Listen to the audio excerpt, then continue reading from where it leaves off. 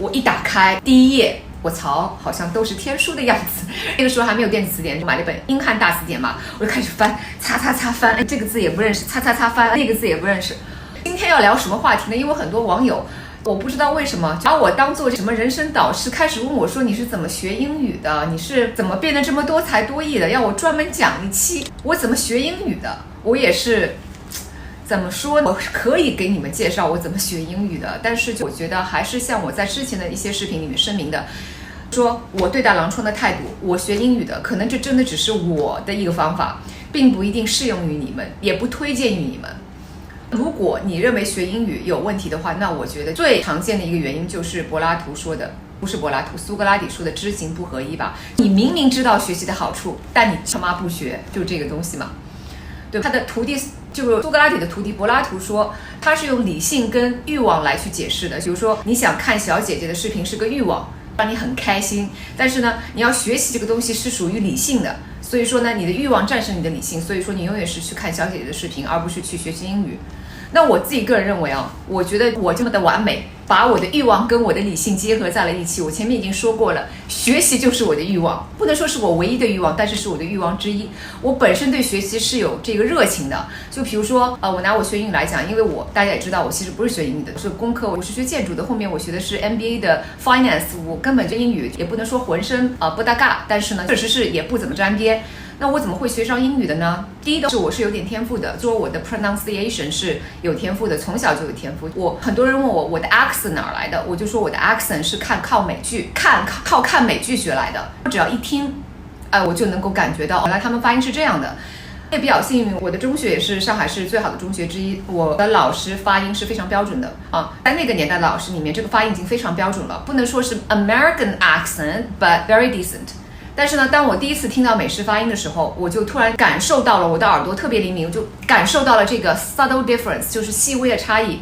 就比如说我们老师发这个 a 的时候就没有那么夸张，但是我听到美剧里面就是发 a 特别夸张，就是 family absolutely， 我一听原来是这么的夸张啊！我一听 absolutely， 感觉 you know apple， 我就听了好爽啊，你知道吗？就那种脑部高潮的那种爽。我就一听就学嘛，我觉得跟这个耳朵它的一个 sensitivity 有关系，这是第一个。第二个，你要有强大的一个内部驱动力，你不能因为外部驱动力说我要得一个好的成绩，我要得到别人的这个欣赏跟赞美，我去学，我觉得这个东西是不持久的，就是 external drive。外部驱动力是不持久的，一定要是一个 internal drive， 就是内部驱动力。我的内部驱动力来自于什么呢？其实我已经说了，我是一个理科生，我当年高考选的是这个理科的那个班，我英语成绩其实混得那么样，因为我不肯背单词嘛，中学的时候底子是有的，天赋是好的，但是我不肯背。但到了大学的时候，我特别去想读我小学3年级读的一本世界名著《简爱》的原版，是我表哥送我的，因为他送了我本英语书嘛。我一打开第一页，我操，好像都是天书的样子。那个时候还没有电子词典，我买了一本英汉大词典嘛，我就开始翻，这个字也不认识，擦翻，那个字也不认识。后来我算了一下，我看一页的时间，我看了一下，可能是花了1个小时左右的时间。我在想，看看这本书一共多少页，我在想说这个怎么办呢？这本书不知道看到猴年马月我才能看完，我觉得这个速度不行啊。后来我在想说怎么解决这个问题呢？不就是单词问题吗？那么单词问题不行吗？就是背单词了。所以我就那个时候应该是大2吧，我就给自己制定了一个单词，就是补单词计划。我就买了一本大学4级的词汇手册嘛，我一翻26页，就是26个字母嘛，很简单嘛，一天一个字母，不是26天就背完了4级吗？我就背完了。对，我最牛逼的点是我背完了，我每天也是的，日以继夜，夜以继日的背。关灯了嘛，我照个手电筒，坐在楼梯间去背。就强迫症的我要背完，因为为什么我要看这本书啊？因为 Jane Eyre is one of my favorite books at that time。现在我已经不喜欢这本书了，拜托。那个时候我是真的好想读这本书的原版，因为我觉得学习语言只是一个你了解文化的一个工具，我要的是了解文化，我太要了解文化了，所以我必须学。然后4级1个月背完了，背完以后觉得这个4级的词汇量是不够去读那简爱的，明白吗？我第2个月又买了本6级我一看，不就是26个字母吗？有什么难的呢？好了，我又开始进行1天1个字母的一个学习计划嘛。一个月过去了，我又背完了。而且当中我是有复习的，我又买了那个卡片，我不是之前有提过那卡片吧？我大学就有买卡片习惯。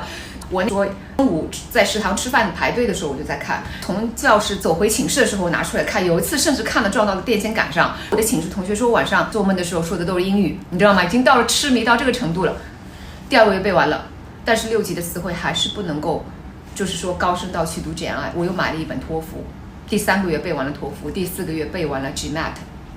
所以说我的词汇量在4个月之内突破了3万。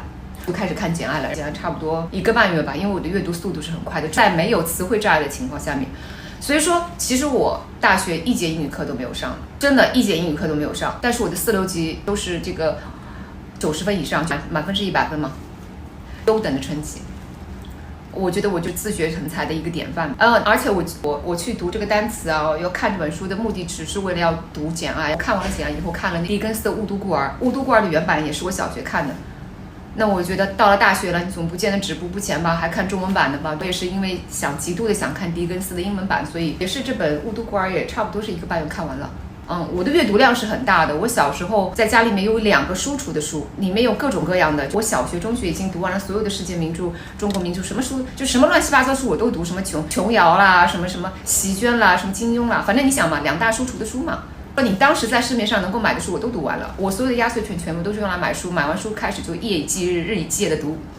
我喜欢读书，没有办法。所以说我觉得热情是最重要的。如果你本身对学任何我不管你是学英语、学数学还是学物理，如果你是没有热情，你没有 passion 的话，这个东西是学不好的。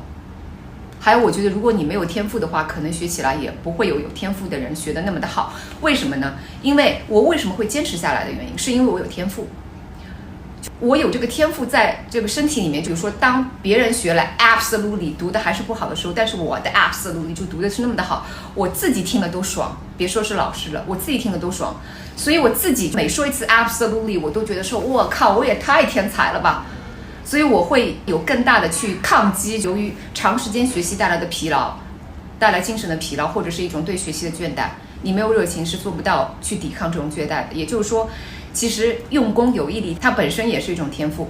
我觉得我已经分享完了，就包括我这个